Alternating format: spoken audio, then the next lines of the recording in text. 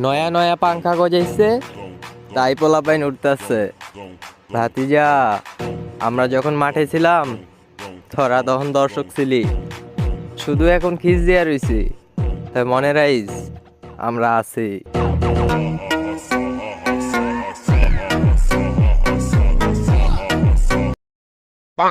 নয়া নয়া পাংখা গজাইছে, তাই পোলাপাইন উঠতেছে। ভাতিজা, আমরা যখন মাঠে ছিলাম তোরা তখন দর্শক ছিলি, শুধু এখন খিস দিয়া রইছি। তাই মনে রাইস আমরা আছি।